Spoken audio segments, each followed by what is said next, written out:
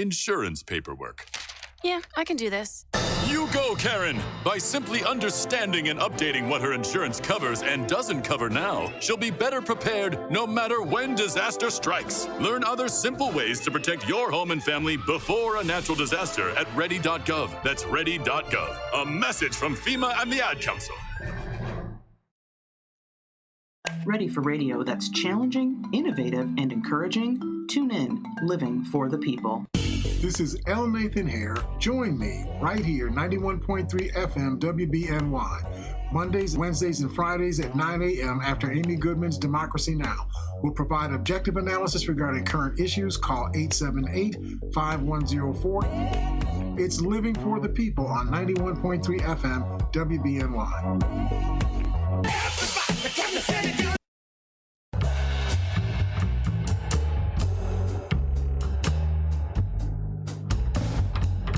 All right, how you doing out there? This is L. Nathan here. There's one word for the House Republican plan, and it's default.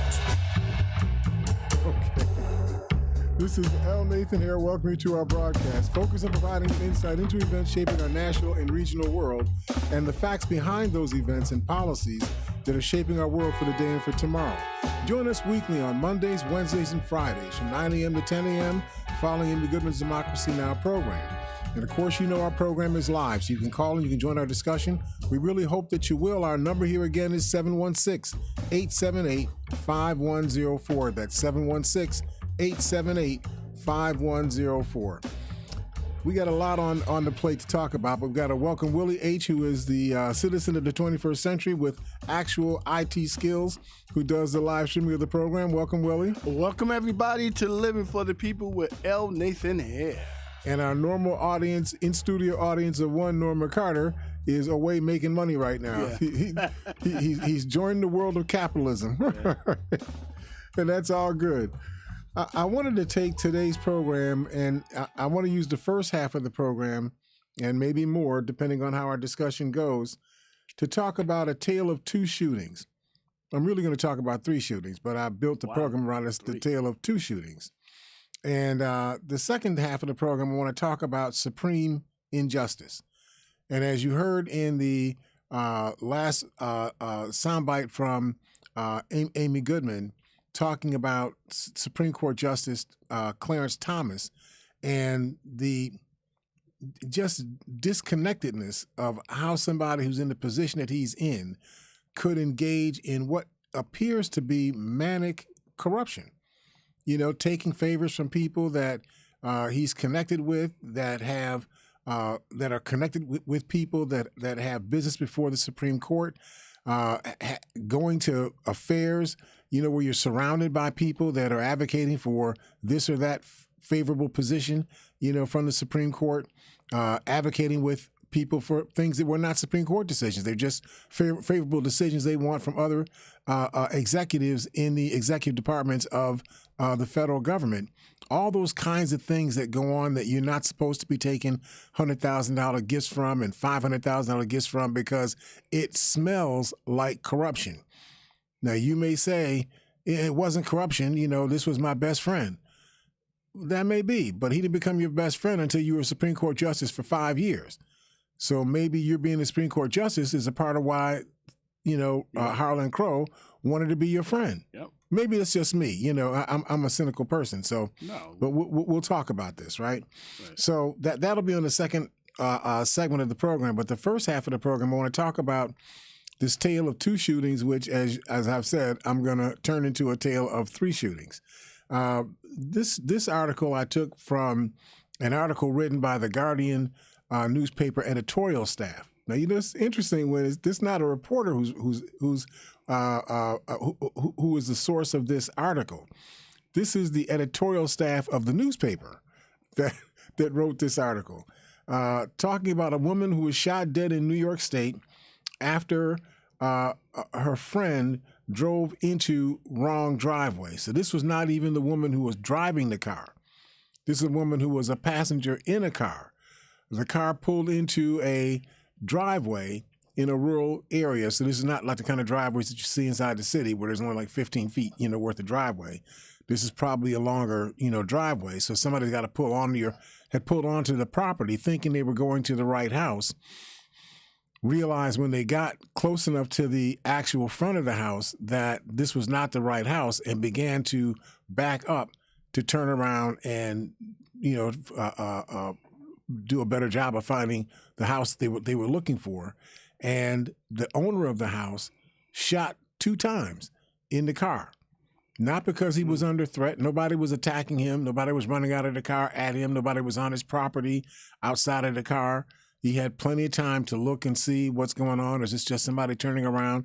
I know that has to happen frequently. I mean, in my house, which is not a rural house, it's a suburban house, but people turn into my driveway all the time to turn around and back out because they went down the wrong street or whatever their reason was. But that happens all the time. So I wouldn't shoot people, because they turn into my front driveway. So the article goes on to say a woman looking for a friend's house in upstate New York was shot dead after the car she was riding in mistakenly went to the wrong address and was met with gunfire in the driveway. The woman's name is Kaylin Gillis. She's 20 years old. She was traveling. This is not, we always talk about these people at 20 years old like they're adults. I don't know if you have any 20-year-old kids, but when my child was 20 years old, she was still my child. She was still a kid to me. So this just feels, different. But this young 20-year-old woman was traveling through the rural town of Hebron with 3 other people on Saturday night when the group made a wrong turn onto the property. They were trying to turn the car around when the homeowner, a guy named Kevin Monahan, age 65, came out onto his porch and fired 2 shots.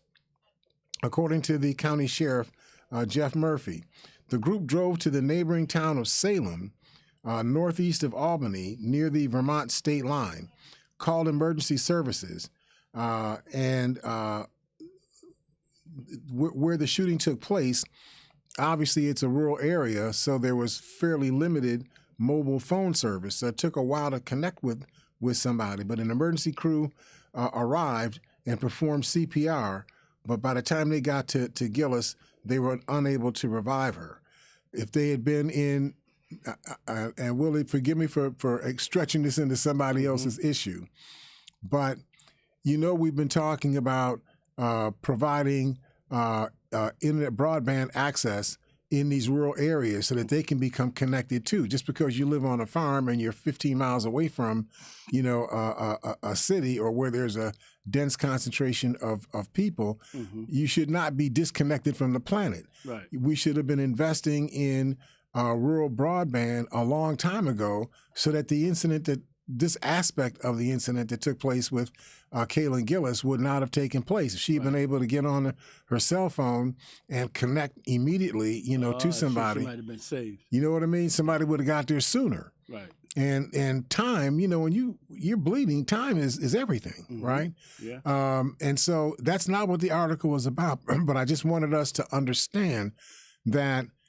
you need to support efforts to expand broadband so that there is access to the internet anywhere you are in the United States. Yeah. There's access everywhere. There should not be anywhere that's so remote that you can't access it. I almost feel like every place should have Wi-Fi and people should be able to connect. Every place, okay? That just, if this is not a poster a child for why that needs to occur, I don't know what is. Mm-hmm. So at any rate, when officers arrived at Monahan's house to investigate the shooting, he refused to come out. The authorities spoke to him through a 911 dispatcher and in person for an hour. For an hour before he was taken into custody. Mm-hmm. So this man who had shot this 20-year-old woman, he was allowed to not come out of the house to speak to the police when they showed up. He was allowed to tell the police, "Get away from me. I'm an American. I'm a member of the National Right." I'm making that up, but I'm a conservative, whatever it is, that I think that I am, right. And I don't have any respect for you, so you all just get out of my face. He was able to do that for an hour. Wow. before the police. Yeah, before the police could convince him to come out of the house. Yeah, I gotta feel like if he was a different color, he probably wouldn't. Didn't we have a conversation about a young boy who apparently was driving a car? I think his license had been suspended. You know, he got out of the car, obeyed the police, you know, for a whole, you know, series of actions. But at some point, he became afraid of the police, and he turned and he started to run away. Right. Didn't have a gun in his hand at that point. Ran away, and they shot him several times. Yeah. Right. I almost feel like people of color are treated like insects. It's like the comparison of an insect compared to a dog. A dog we might try to save. An insect we just. That's right. A dog they try to cuddle. You know. I mean, right. If you're in many of the eyes of many American people, African people are just what you said. They're just like gnats. They're insects. Just kill them. Right. So Murphy, the sheriff's the sheriff's representative, said in a news conference that Gillis lived in Schuylerville in New York State, that she was an innocent girl who was out with friends looking for another friend's house, according to the Albany Times-Union newspaper. He said there was no reason for Moynihan to feel threatened. Right. I'm still understanding why an hour went by before this guy was brought into custody, where they sat out here and negotiated with this guy. Now, Mr. Hill, why did he say he shot her? Why did he shoot her? He didn't say. He just, you know, wow. he saw some lights, you know, coming up his driveway. Came out the door. And he came out the door strapped up. This is what I mean. We talk about this many times, right? He came out of the house strapped. Yeah. When I say strapped, I mean he had his weapon on him. He came out of the house with his weapon, virtually at the ready, saw these people in a car. At the point that he saw them, they were starting to back up. So even if they were there to commit some kind of misconduct, they were no longer trying to commit that conduct. They were backing up. Nobody had penetrated his house. Nobody had thrown anything at his window. Nobody had called him any ugly names. You know, nothing bad had happened to him other than some lights showed up, you know, some headlights showed up in his driveway. Yet he fired twice into this car, okay? And he was able to tell the police to get away from me. You know, I mean, you know, I don't have the right, you know, jingo, but you know, he told the police to scat, and the police backed up. Well, I guess, you know, property, I think, you know, when you're on your property, you do have some rights. So I'm understanding a little better. So you know what this is going to be about. This is going to be about stand your ground. Yeah. So purportedly, stand your ground means that if somebody is presenting themselves as a threat to you, to your physical person, you have a right to defend yourself. In fact, you have a right to defend yourself by firing first. You don't have to wait until somebody shoots you in the chest. If they're coming at you like they want to shoot you in the chest, you have the right to fire first. But the question still is, if this was a black man on this property, would they still give that those rights be well, if it was a black man, more than likely they would have shot him, and they would have found like 8 or 9 people that he knew, and let me go shoot these people too because they may have facilitated this thing. You know, I mean that's how disparate the treatment is. So I just wanted to talk about that case. The guy showed no remorse whatsoever. He walked out onto his porch, so he knew what the situation he was firing into, that it was not a danger to him. People were moving away from him, not towards him. I realized that he was an older guy, 65 years old, but I passed 65 years old some time ago. That's not that old. You know, you still got brains in your head when you're 65 years old, right? And so you have these two aspects of the case. You have the aspect of this Moynihan firing at these kids, you know, with just disdain. You know, there was no threat to him whatsoever. And you have the fact that had we had broadband available across the state in New York State, the likelihood that this child would have died because of the time it took to get medical care to her, that may not have occurred. You know, if they were able to connect to emergency services much more quickly because they had, you know, quicker access to broadband, you don't know you know, whether this would have been the case, but there's likely a chance that the emergency help would have gotten there sooner, and several minutes could be the difference between life and death. So Mr. Hare, you saying that they didn't have a phone where they could have called 911? She had a phone, but it had limited service. Her phone, gotcha. you know, just like your phone. Yeah, just like mine. Right. And you live in a city, and your phone still goes out. But we can't talk about that on the air. No, please don't. Okay. All right. We could talk about it on the air, but we're not going to talk about it on the air. So I want to compare this case to another case. This is a case written by Pocharapan Niamani, writing for BuzzFeed online magazine. And she's talking about a case in which a 16-year-old was shot in the head after ringing the doorbell of the wrong home. Ooh. Now, I don't know if you all have ever done this, because, you know, I know that you all in the audience have like X-ray eyes and whatnot, so you could see the street signs and the address, you know, signs on houses when you're driving down the street. I know you're real good at that. You know, you could see, oh, that's 119 Exchange Street. Oh, that's 14, you know, Chippewa Street, because you all are real good at that. My eyes don't work that well. Okay, I have to literally pull over to the curb and walk up to a house. Oh, okay, no, that's not the right address, and then move on. Because I don't see well enough to pick up these addresses. And the addresses tend to be half hidden, you know, on these houses in the first place. I say that to say that this young boy had twin younger brothers. He was sent on assignment by his mother to go get his twin younger brothers and bring them home. So he went to where he thought they were, but he went to the wrong address. This was Ralph Yarl? This was...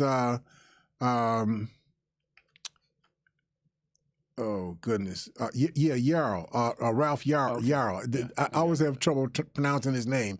It's like Carl, but instead of a C, it's a Y. So it's Ralph Yarl. But he made the mistake of going to the wrong address. He didn't prowl through somebody's yard. He didn't go through their backyard, climb over a fence. You know, he didn't open a door and try to sneak around inside the house to see what was there. He didn't do anything like that. He rang the doorbell. This is not just a 16-year-old boy. It's a little 16-year-old boy, right? You know, I mean, he looks like he weighs about 120 pounds, if that, maybe 110 pounds. Picture of him. You know, looks like he's only about 5'9" or 5'10". Looks like he's 12 years old, to be quite honest. He just, you know, he's a kid waiting to grow. And, you know, not threatening in any kind of way. He just rang the doorbell. He didn't run around on the porch. He just rang the doorbell. And this guy comes to the door, sees this little African kid, and shoots him twice, once in the head and once in the arm. Right? So, again, the article says that Ralph was shot by the homeowner outside the Kansas City residence when he arrived on Thursday. According to the GoFundMe that created an account, I think Faith Spoonmore was the woman, his aunt, who created an account to help deal with the medical care for this child. Yarl was Yarl mistakenly went to a house 1 block away from where he was supposed to pick up his brothers. When he pulled into the driveway and rang the doorbell, now this kid's 16 years old, got a car. See, so this is like one of the sort of American Ozzie and Harriet type families, you know, 16 years old, you know, just like my daughter. When she was 15, she told me, Daddy, when I turn 16, I'm gonna have my license in 3 weeks. When she turned 16, 3 weeks later, she had her license, and I was paying for a car for her to drive around, right? So this was this kind of a family. According to Spoonmore, the aunt of Yarl, she says that Ralph ran to 3 different homes after he was shot before one of the neighbors finally agreed to help him. Just follow what I'm saying here. Wow. He's shot in the head. He's shot in the arm. Right. He runs to the house next door. Bang, bang, bang, bang. Help me, help me. Nobody wants to help. So they just almost like pull the shades down. Right. Runs to another house. Bang, bang, bang, bang, bang. Does the same thing. Nobody wants to help. Right. He goes to a third house and somebody said, I'll help you, but lay down over here, lay down prone on your face, put your arms over your head. Wow. Put your hands behind your head. Wow. Okay. Let me inspect you to make sure that you're not, dirty and you don't have any roaches on you and you're not a criminal, even though you're bleeding, in the arm and in the head. I just want to make sure, I'm not in danger. And that's how this boy was treated. He was treated as if he was the criminal, as if he was the assailant. Right. That's what the neighbor did, for the 16-year-old boy. The system portrays us as, evil, as enemies. I've been in situations where a younger person was in trouble, and I had to step up and help. Right. The issue of whether the person was black, white, rich, or poor didn't cross my mind at all. Right. The only issue that crossed my mind is, do my skills apply, or do I need to spend my time trying to get somebody else with better skills, to come and help out? And just to share, we just had a young lady when the snowstorm. There was a white man who was in the snow, and she being a young woman, got kids.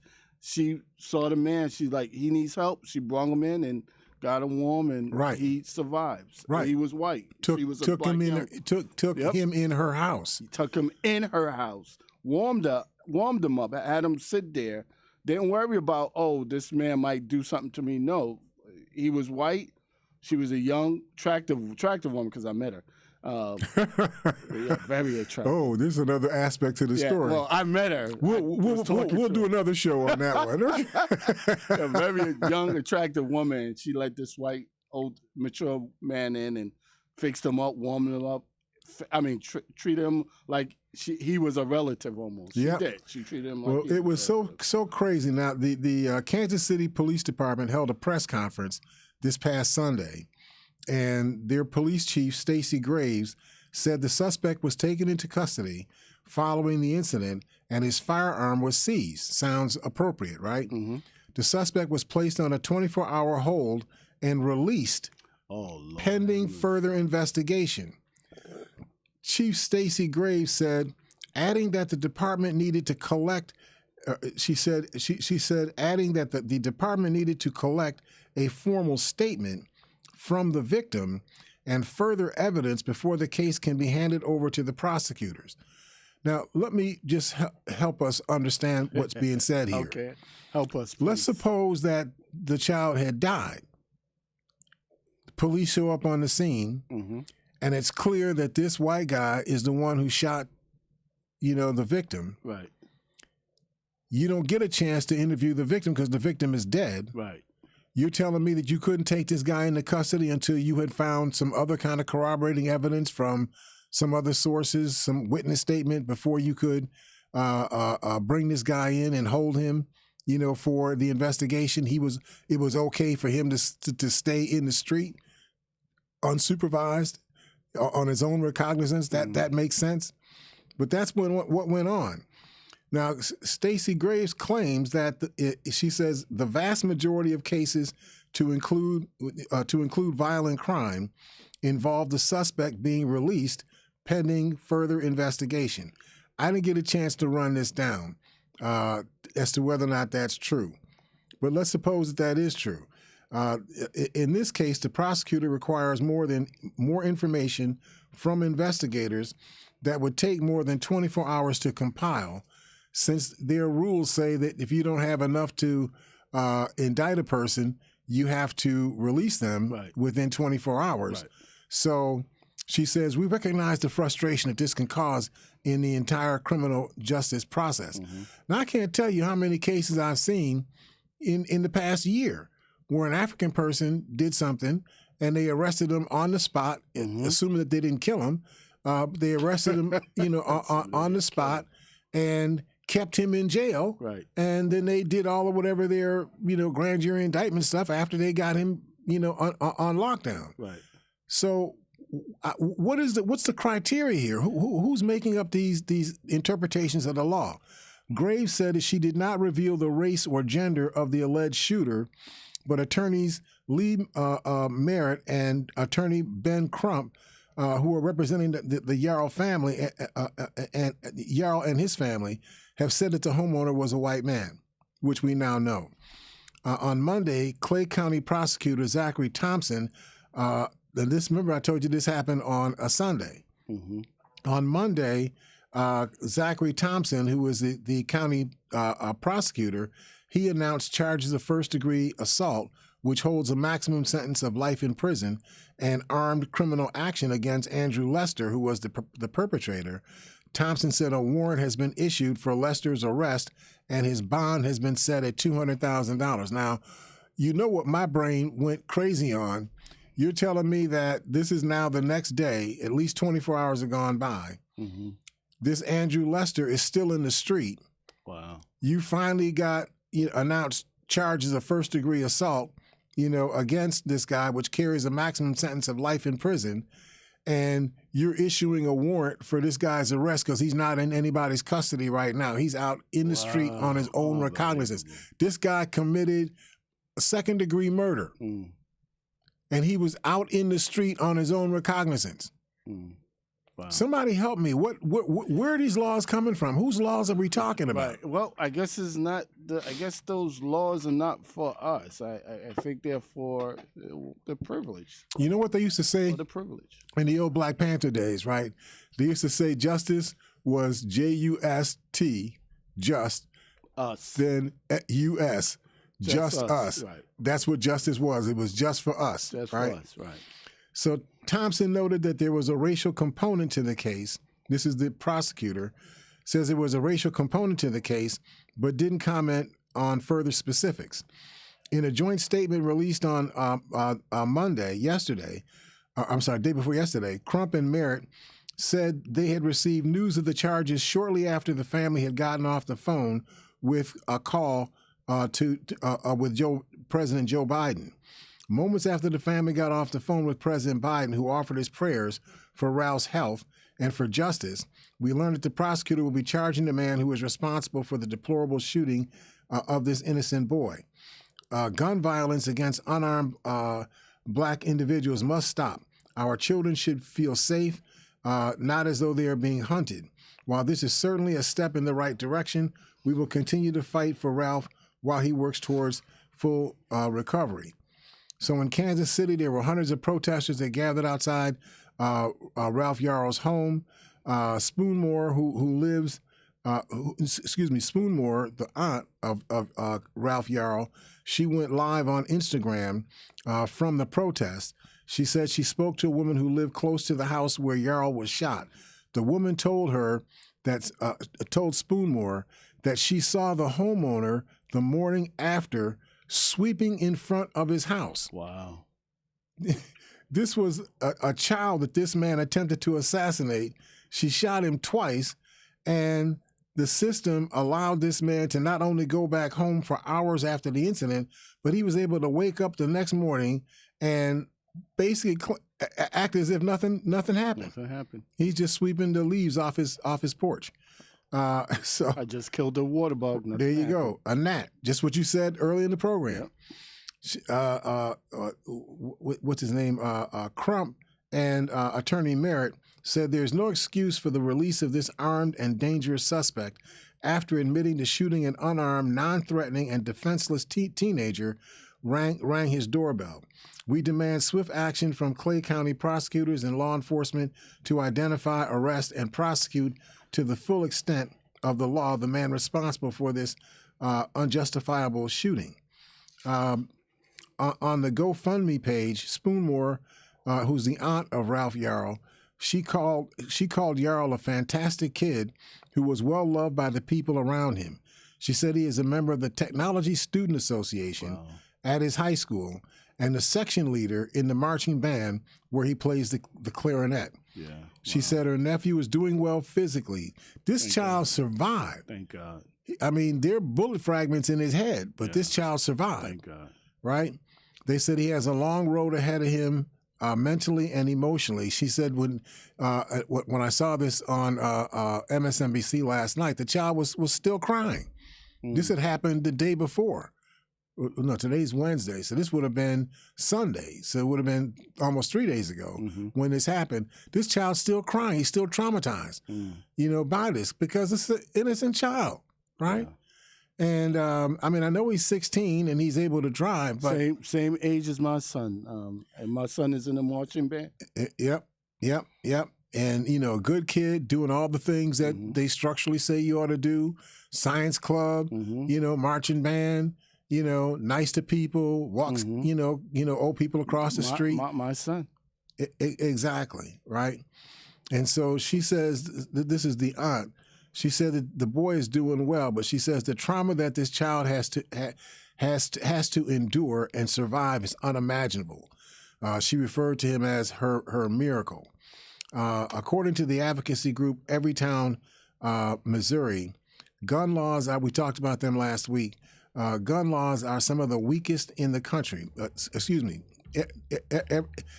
This group, advocacy group, Everytown, she talks about in Missouri gun laws are some of the weakest in the country, where there's no requirement for background checks or unlicensed gun sales, and an average of 1,351 gun-related deaths are recorded every year in Missouri.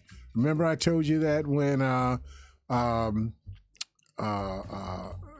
the landscape architect Frederick Law Olmsted was a reporter. He went out to Missouri before it became a state. It was a territory at that time. And he said the number one cause of death for any person at any age in Missouri in 1852 was murder. Right. The same spirit still lives in Missouri today.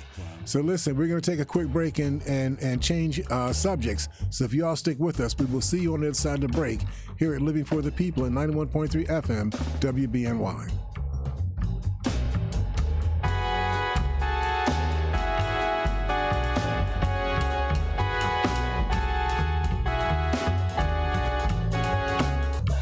To protect his home and family from disaster, Steve used courage, wisdom, and his camera phone. That should do it. Way to go, Steve!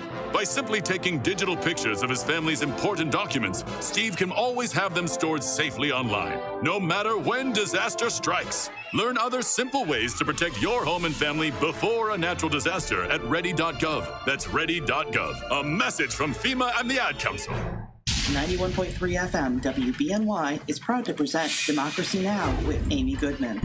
Welcome to Democracy Now! Award-winning investigative journalism. Is the NRA imploding? Providing relevant analysis that makes you think. Secret State Department documents, including evidence of U.S. war crimes. Fact-finding reports you will not hear elsewhere. Democracy Now! Airs Monday through Friday, 8 a.m. on 91.3 FM, WBNY, Buffalo. Ready for radio that's challenging, innovative, and encouraging? Tune in, Living for the People. This is L. Nathan Hare. Join me right here, 91.3 FM WBNY. Mondays, Wednesdays, and Fridays at 9 a.m. after Amy Goodman's Democracy Now! We'll provide objective analysis regarding current issues. Call 878-5104. It's Living for the People on 91.3 FM WBNY.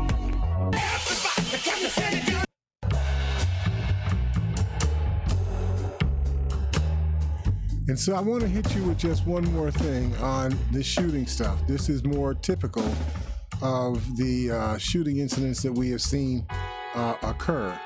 In this case, a Pennsylvania a mother, her name is Rachel King, she was written here to be this is in People Online magazine, a beloved teacher who was killed in front of her young son.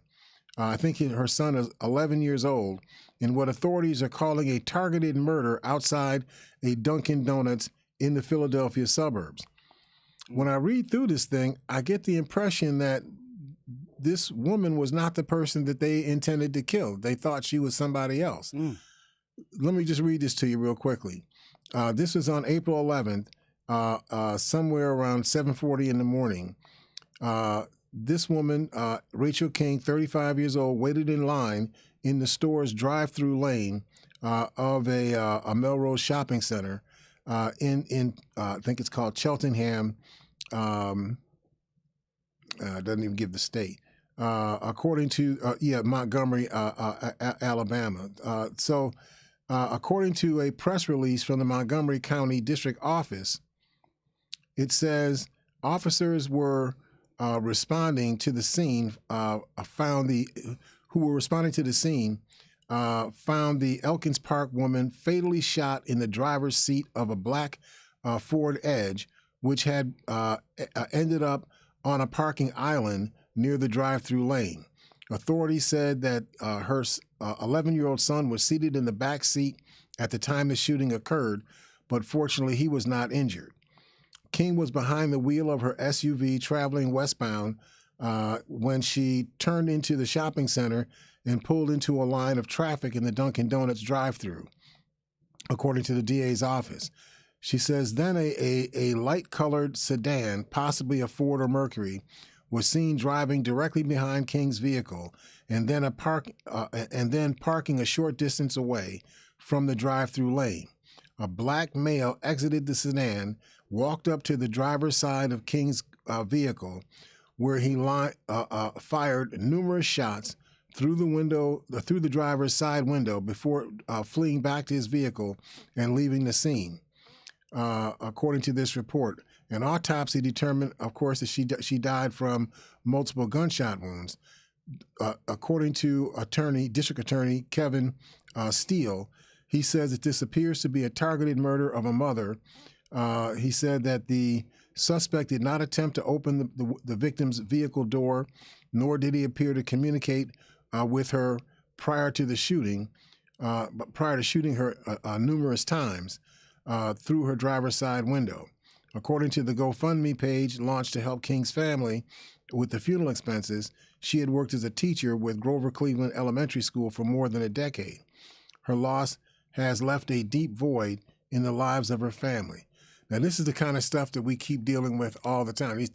I talked about a tale of two shootings, but I wanted to also stick in that there's three shootings that I wanted to talk about. Her name was Rachel King, you said? Rachel King. Okay.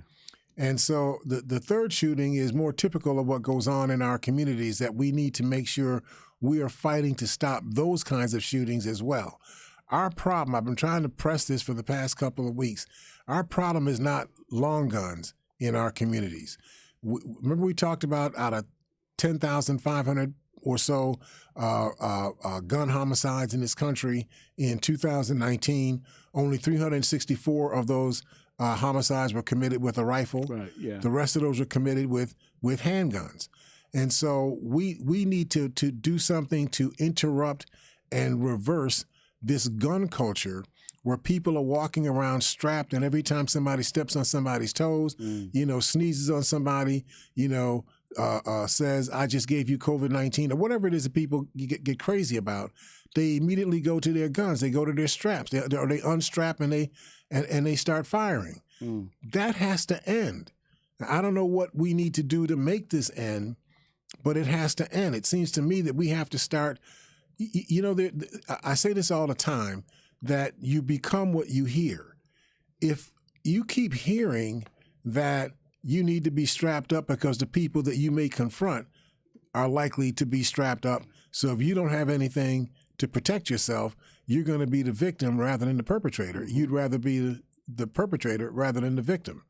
That's what people are basically saying to us. We have to change those messages. We have to make all of our message-giving centers, our commercials, our advertisements, our TV programs, our radio programs, our church-based programs, we have to change the words that are being said in the ears of our people, that guns are not the way to go. Mm-hmm. If you have a problem, there's alternative ways to deal with the problem. We cannot be a people who are defined as, Hopalong Cassidy, Billy the Kid, type of behavior. That's not who we are as a people. We've got to find a way to get that message into every communication channel that exists and change what people hear. Right. And if we change what people hear, we'll change what people believe, because people become what they hear. Right. Just needed to get that out there. I wanted to go to another subject. This is the issue of, I almost want to say it's the issue of Clarence Thomas, but it's not really the issue of Clarence Thomas, although he's the fulcrum of this issue, of what brings this to the fore. It's the issue of having a Supreme Court justice that sees itself to be above justice.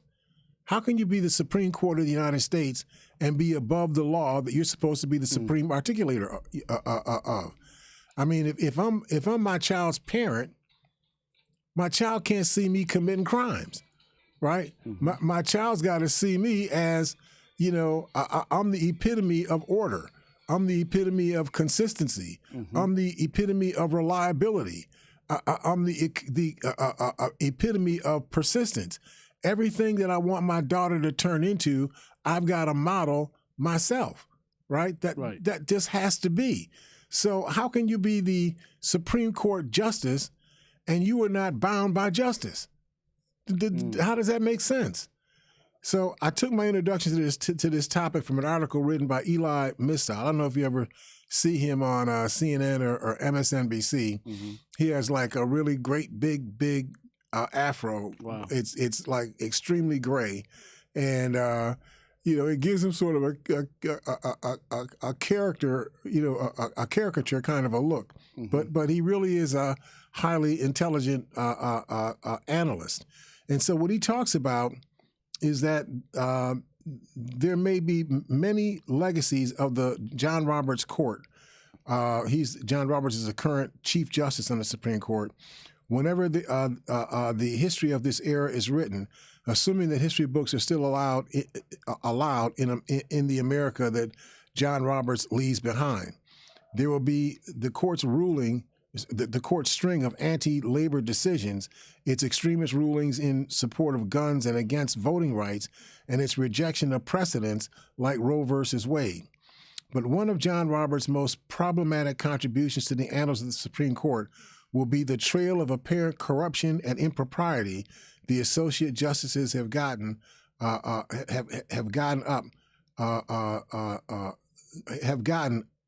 to under his watch. Under Roberts, the idea that the Supreme Court can police itself has been revealed to be an utter farce. From the way that Clarence Thomas refuses to recuse himself from cases involving the insurrection his wife seems to have helped foment, to the 83 ethics complaints that were not investigated against alleged attempted rapist Brett Kavanaugh, a current Supreme Court justice. Roberts has been an absentee landlord. He makes grand pronouncements defending the legitimacy of the court without doing anything to protect its legitimacy. He has a whole lot to say anytime a liberal justice suggests that the court is losing its standing in the eyes of the public, and which is an objective fact backed up by polling data. But he doesn't say anything when conservative justices allow the Federalist Society and religious right influencers to turn the Supreme Court into their private frat house. So now we have a justice who we talked a little bit about in Amy Goodman's broadcast, who reported anywhere from $50,000 to $100,000 a year from rental or income from rental properties owned by a company that actually ceased to exist in 2006. Just follow it out. This 2023. 2006 is 17 years ago. This company disappeared. It ceased to exist 17 years ago. It was disbanded 17 years ago. Yet over the course of these past 17 years, this company, according to Clarence Thomas, has paid him income from rental property. So I assume it's rental income, paid him income of $50,000 to $100,000 each year over the course of the past 17 years. Wow. A company that doesn't exist anymore. How is that possible? we have gifts in excess of $500,000 just in the past year from a billionaire donor, Harlan Crow, and the purchase of a house that Clarence Thomas' mother lives in. She was living in the house when Harlan Crow bought the house. My understanding is the house was owned by Clarence Thomas, his brother, and I think his sister. And when they killed this corporation in 2006 and created a new corporation, they transferred the ownership of the house to this new corporation. Then income is being derived from the house, but not from the new corporation. So how does the income exist in the first place? Who's living in the house? Is the mother, his mother, is she paying rent? Is that where the income comes from? Well, clearly not. There's no report that she's paid any rent at all during the course of this time period. So what's going on here? And how is this not so public that everybody else on the Supreme Court doesn't know about it? When this has got to be something that you can see going on in your face all the time. So anyway, an article written by Ashley Caput, Supreme Court Justice Clarence Thomas reportedly has been claiming thousands of dollars annually from a shuttered real estate firm. Clarence Thomas reported on financial disclosure forms that his family had earned thousands of dollars. And I hate it when they use these words. When they use these words like thousands of dollars, it makes it seem like, $6,000, $4,000, $8,000, which, is corrupt. But, a lot of us in the course of a month make, $6,000, $7,000, $8,000, $10,000 in a month. So it's a corrupt thing, but it doesn't make you feel that real, pushed about it. Right. But if I told you this was like $50,000 to $100,000, a year, wow, that's a whole year's income, right? That's a little bit different, right? And so the article talks about the family has earned thousands of dollars in rental income from a Nebraska real estate firm that has been shuttered since 2006. I just need for you to understand that instead of that saying thousands of dollars, it should be saying hundreds of thousands of dollars have been earned, okay? Right. That puts a different moment on this thing. Right. Thomas has reported income from a firm called Ginger Limited, a partnership, over the past 2 decades. But in 2006, that partnership was shut down and replaced by a new firm called Ginger Holdings LLC, Limited Liability Corporation.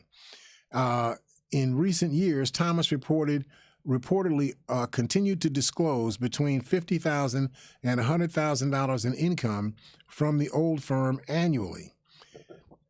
Even if the misstatement can be reduced to a paperwork error,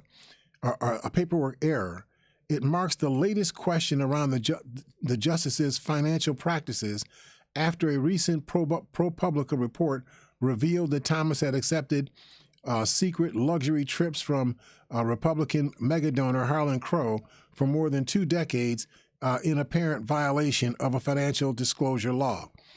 Thomas, who is now 74 years old, so he's grown enough now. At 74, you're grown enough to know better, right? Yeah. 74 years, a lot of years for you to be ignorant, right? So this 74-year-old conservative justice who has served in the nation's highest court since 1991, 32 years, has not reported the trips on his financial disclosures as required by law, according to ProPublica. The investigation offers more fuel for Thomas's critics, who say his refusal to recuse himself from cases touching on issues related to his wife's political work in conservative circles, including her involvement in schemes to overturn the 2020 election, that these pose a conflict of interest. How can it not be a conflict of interest? You're the wife of Supreme Court Justice. Mm-hmm. Even if you claim it's a free speech thing, that you can run your mouth about feeling that Joe Biden didn't really win the election, that Donald Trump really won the election, and you believe the people that say that Donald Trump won the election. Even if that's true, if that's the case, and you're Clarence Thomas, the wife of that, the husband of that person who has those views, and then cases come before the Supreme Court that involve nuances of people's belief about what actually went on in terms of fake electors being put forward, for Wisconsin and Michigan and Arizona and so forth to try to cause confusion and delay the certification of the election on January 6th. How can you not see the conflict of interest where your wife is in one space and you're in a space that controls the space your wife is in, and you're going to act like you don't see it? I got blindfolds on and earplugs on, and I got tape over my mouth and whatnot. I don't really know, what's going on. You can't say that. And if you do say it, then it provokes the rest of America to see the Supreme Court as being a political entity, not a objective interpreter of what is or is not constitutional in this country. And all of that. His wife is also, she feels she's judge and jury also. And apparently she is. So the Senate Judiciary Committee, Democratic majority on Monday, called for an investigation into Thomas's behavior. Chief Justice John Roberts should immediately open a probe into how such conduct could take place on his watch. This is according to Chairperson Dick Durbin of Illinois. And the Senate Judiciary's panel, the 10 other members on that panel. The committee announced in the letter that it would hold a hearing in the coming days on the need to restore confidence in the Supreme Court's ethical standards. Now, I don't know what they mean by that, but for you to restore confidence means that you have to say that what Clarence Thomas has been doing is wrong. Any other justice that's been doing similar things, that what they're doing is wrong. Here's what right looks like. And you should censure or cite or whatever the right word is to create a record that makes it clear that what these Supreme Court justices are doing is wrong. So that you've got something to guide you in the future. Whenever something like this comes up again, you'd have this record that would guide you as to what's right or what's wrong about that. Sean Boberg and Emma Brown wrote an article in the Washington Post on this issue. She says they say the misstatements which began when a family business transferred its holdings to another company as part of a pattern that has raised questions about how the Supreme Court justice views his obligation to accurately report details about his finances to the public. They say in this article, over the past 2 years, Supreme Court Justice Clarence Thomas has reported on required financial disclosure forms, and his family received rental income totaling hundreds of thousands of dollars from a firm called Ginger Limited Partnership. But that company, as we talked about before, is, excuse me, which was a real estate company launched in the 1980s by Clarence Thomas's wife and her relatives. It has not existed since 2006. I had this wrong. It wasn't Clarence Thomas and his siblings who owned this corporation. It was Ginny Thomas and her siblings who owned this corporation. They made the corporation defunct in 2006. It went out of existence. But Clarence Thomas is still claiming income coming from this non-existent corporation over the course of the next 17 years. Somebody help me. Something's got to be wrong here. Now, whether it's criminal wrong or it's some other kind of wrong, something wrong is going on here, right? That year, the family real estate company, this was in 2006, was shut down, and a separate company was created. According to state incorporation records, the similarly named firm assumed control of the shuttered company's land leasing business, according to property records. Since that time, Thomas has continued to report income from the defunct company between $50,000 and $100,000 annually in recent years. There's no mention of the newer firm, Ginger Holdings, LLC. So if the newer firm is not the source of the income and the older firm went out of existence, where is Thomas getting this income from? And why isn't somebody making him accountable to report where the income comes from? Right. How do we know that there's not some, sugar daddy someplace that's, pumping $50,000 to $100,000 a year into the pocket of Clarence Thomas? That's right. And in return for that, getting favorable Supreme Court, decisions. Yep. Right.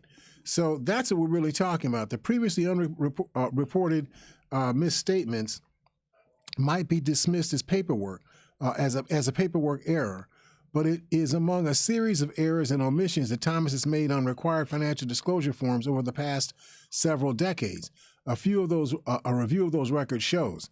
Together, they have raised questions about how seriously Thomas views his responsibility to accurately report details about his finances to the public.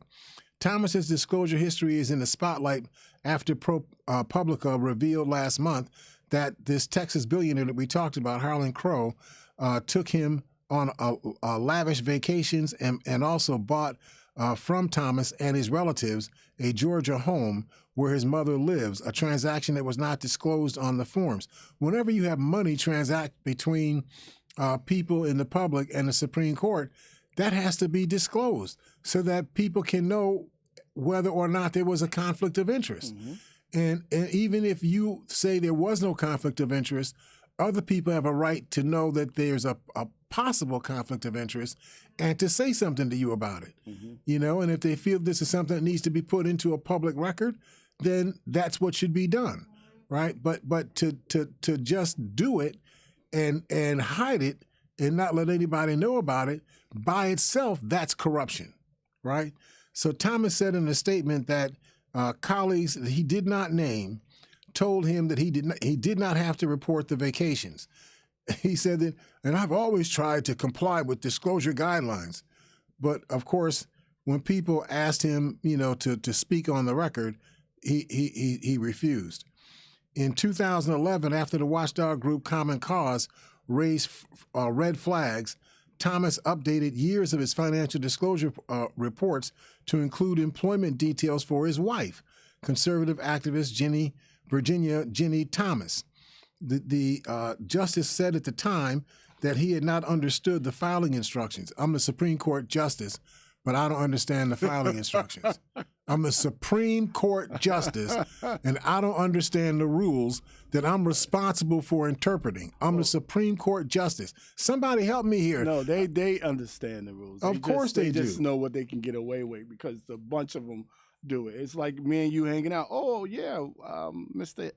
Here, I can do this and I won't get in trouble. I got many of my friends do it, and okay, let me try it. And that's what they all do. Yep. So a judicial ethics expert said that the pattern was troubling. He said that any presumption in favor of Thomas's integrity and commitment to comply with the law, any presumption of that is gone. He said his assurances and promises cannot be trusted. What is the whole story? Is there more going on here? Just as I've been saying, the nation needs to know, according to Stephen Gillers, a legal ethics expert at New York University. Gillers said all three branches of government should investigate Thomas's compliance or non-compliance with federal ethics laws. The Supreme Court has been the glue that has held the republic together since 1790, with the Civil War being the only interruption. We need the public to respect it even when it disagrees with the court and to understand why it is important.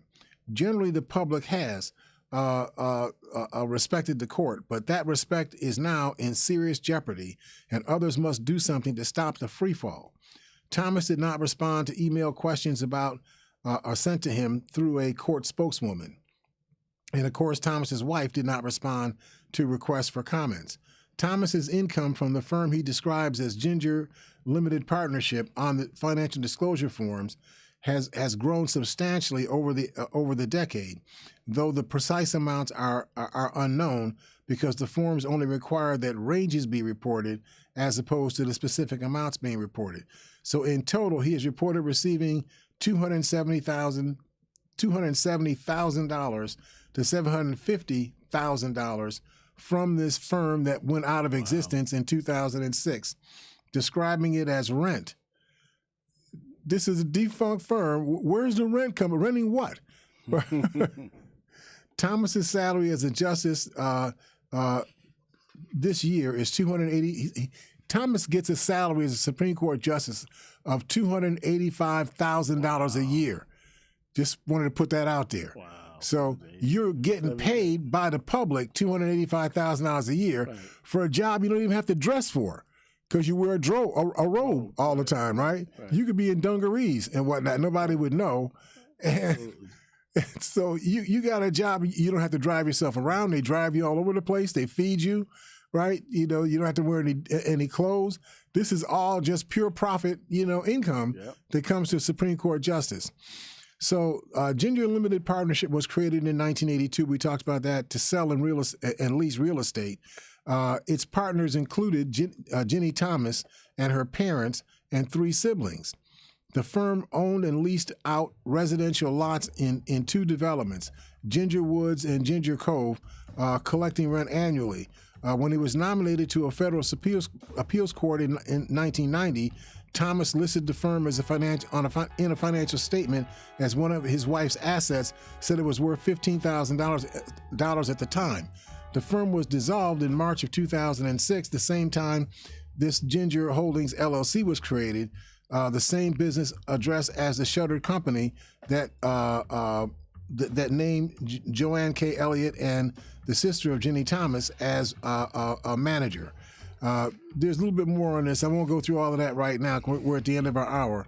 But I just want us to understand that we've got something that needs to be pushed by our public. We need to be saying to our representatives that we have to have a Supreme Court that we can trust.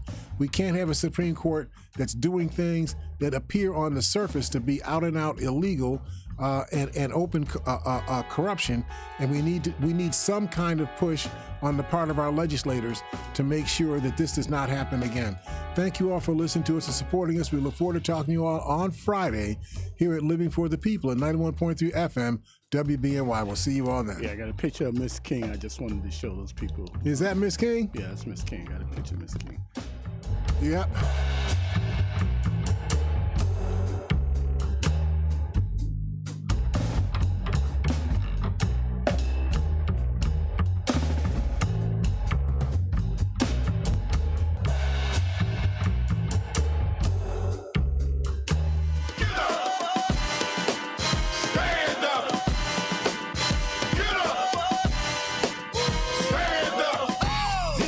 Ain't asking you a damn thing. Not the brand name, by the way, your champagne.